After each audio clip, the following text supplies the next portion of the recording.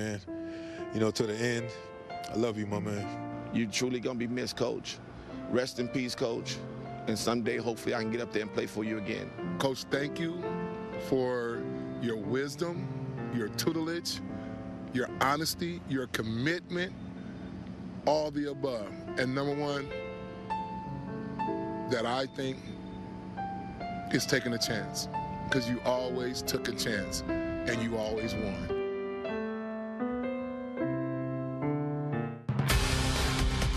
Fox 5 Sports Plus, presented by the Southern Nevada Nissan dealers.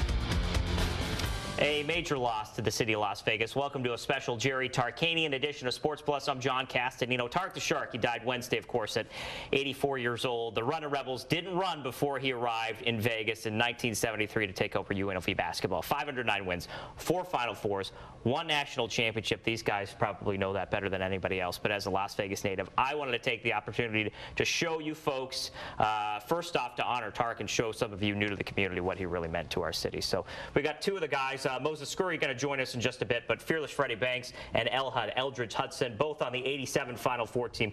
Guys, thanks for making the time, and I know anytime I called you guys this week, you were here, so appreciate that. Thank you for having us. So the first thing, when I say Jerry Tarkanian to both of you, what's the first thing that pops into your mind? Well, a lot pops in our mind. You know, he's like a father to us. He's a mentor. He's a coach. And he did a lot for the community, and he did a lot for me. And I'm just going to say, a chance taker. You know, he took a chance on a lot of Afro-American kids from the inner city, myself included, when he didn't have to do that. And he allowed you to be you. You know, and I think the thing that stands out more than anything is that his door was always open. So I want to give people just an idea of what you think Tark meant to Las Vegas. And I'm talking about population-wise and just putting Las Vegas on the map. I always say this, you know, it's funny that a little man this big, right, this big, can change a whole valley. You know, back in the day, you know, you had the Frank Sinatra's, you know, all these people, they say, oh, these people are great, this is, no. It was Jerry Tarkanian, a man this big, put this valley on the map. You get the Diana Ross, Frank Sinatra, all these different entertainers, they was big, but they weren't as big as Tark was. And you both say vehemently that he took chances on people, and this was at a time, you know, where taking chances on kids wasn't very popular in college basketball. Even when he beat the NCAA, it was a chance that he took. You know, he was just that guy. And I always say, a man that little can do that, you know. I'm curious, you know, I was a little too young for your Final Four team in '87. I was just a youngster. What you trying to say, we old? Yeah, I'm curious to find out what the NCAA was like. How did they treat Tark even in your day? And I remember the '90 team. I remember them bearing down on him then. I don't remember what happened with you guys back then, but was the NCAA hounding Tark even on your team? Well, he pounded us a little bit, but it wasn't as bad as it was in the '90s. And we made it to the Final Four. We didn't know what we was doing. We just said we were going to get there. And once we got there, John, it was a outstanding feeling, because you're in New Orleans, you're playing in the Superdome, and they didn't bother us as much. You know, they had to, you know, you got your test you got to take. They randomly picked 1 player out or 2 players out, but they didn't bother us as much like they did in the '90s. Earlier in the week, we talked about Gucci Row. And you said you were one of the old school guys, went from the convention center over to the mat. Man, you're telling my age. Hit a new level, didn't it, when you guys went to the mat? Yeah, it was unbelievable. Like I said, it started at the convention center, but they just couldn't really sit on the floor. But they were right there. Then when we embarked into the Thompson Mack, oh my God, you know, you had all these celebrities that would break their necks literally to sit on Gucci Row to watch the Rebels play. In the 80s, we were like rock stars. Gucci Row was something that they came up with, and when you looked over there, Gucci Row means money. And it was money sitting there, you know, celebrities. It was unbelievable. You know, when you look over there, Bill Cosby, Donald Ross, Mike Tyson, you got all these people like, oh, okay, come on, stop, you know, come to watch us. Yep. We were like, I guess, we're the baby Lakers. Now that coach has left us and gone to a better place, what does he leave on you for the rest of your life? I know for me, being blessed to be with Fred for many, many years, and him allowing me to be with him for the last 4 years as his head assistant at Canyon Springs, I channel my alter ego, Tark Jr.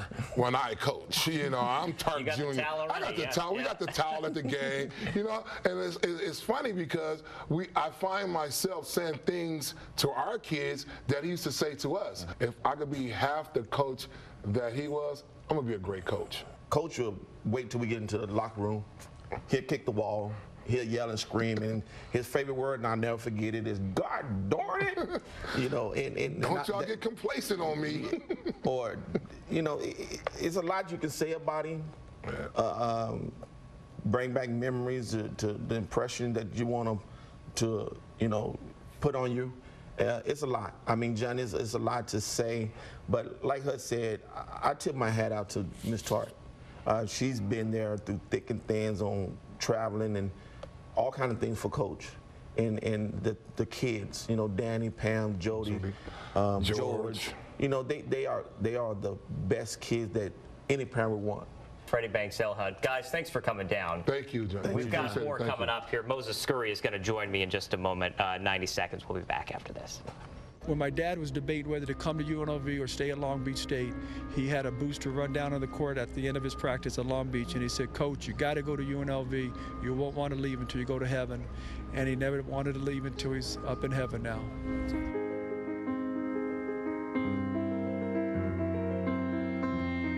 When our little girl was born,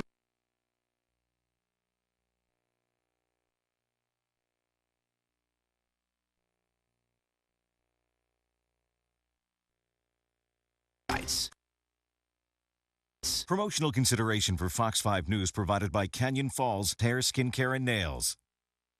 And welcome back to Sports Plus for our special Jerry Tarkanian edition of the show, now joined by Moses Scurry. One of my favorite Rebels. I'll go ahead and say it. He is my favorite runner Rebel of all time. Thanks for coming down, man. Again, 88-90. You were with Coach Tark in UNLV. Right. I guess first thing when we talk about Coach Tark, what's the biggest memory from UNLV that you have? Is it that national championship game, that 30-point win, or what is it? Yes, it by far is the national championship game because, like I say, coming from Brooklyn, you know, and not having any hope. And for him to come and save me from the streets, you know, Brooklyn, which everyone knows is very rough. You know, I mean, it was a great thing for me. I mean, to win a national championship, you know, coming from there, not having any hope. So you say Tark rescued you. Talk about how, because of that, really you treated him like a father, and you didn't want to disappoint him at all. Right. As I spent the last couple of days with him that he was here. And, you know, it was pretty rough, you know, to see him go because, you know, when I had questions, he had the answers. So it was pretty rough to see him go. The guy, like I say, you know, and I always say he took me out of a bad situation and put me in a great situation. Give us a picture of what it really was like in your years, you know, leading up, obviously, to 1990. What was the Thomas and Mack Center like because of Tark? And, I mean, we have Tark to thank for everything that happened, you know, in that championship year. Man, the Shark Tank, you know, that's what it brings back memories, you know, of, you know, just being teams in the fireworks. You know, that's a saying that, you know, a lot of people say now that's part of the reason why I came to Vegas. Because of the light show, you know, just the Thomas and Mack, you know, it was just a different type of thing, you know, the different gym, you know, the fireworks. The teams even didn't come out, you know, till after the fireworks were done. Gucci Row, what celebrities do you remember on Gucci Row?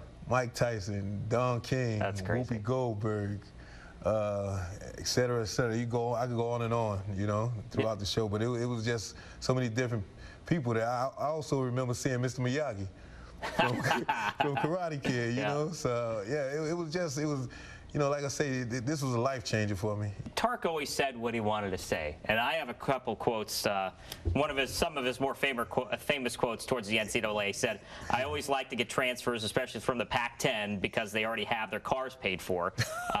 9 out of 10 schools are cheating. The other one is in last place." Right. And probably everybody's favorite is that the NCAA is so mad at Kentucky, right, it's going to give Cleveland State 2 more years probation. This is what Tark did. Can you kind of paraphrase, how he said whatever he wanted to say? Oh, man. I mean, Tark didn't bite his tongue for anyone. And most of the stuff he said was true. So, I mean, it was never any comeback, because, like I say, whatever came out of Tark's mouth was something that you needed to hear. That's great, Moses. Yeah. Really appreciate you coming down. Thank you for your time. Moses Scurry, everybody. We're going to wrap this thing up when we come back. Yeah. No one's bonded this community better than my dad has bonded them together. Now, some may have built bigger things and created more fancy things or whatever else you want to say, but for bonding the community as a whole and making us proud, I don't think anybody did a better job. Weather's downright crazy.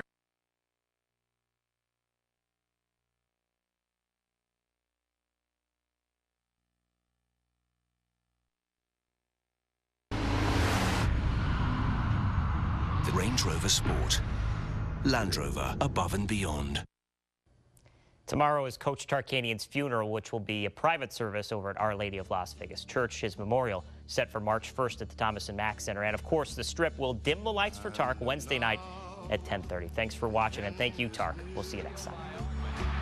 So I face the final curtain, my friend. I'll say it clear. Downright crazy out in these parts. Why do you think it's called the Wild West?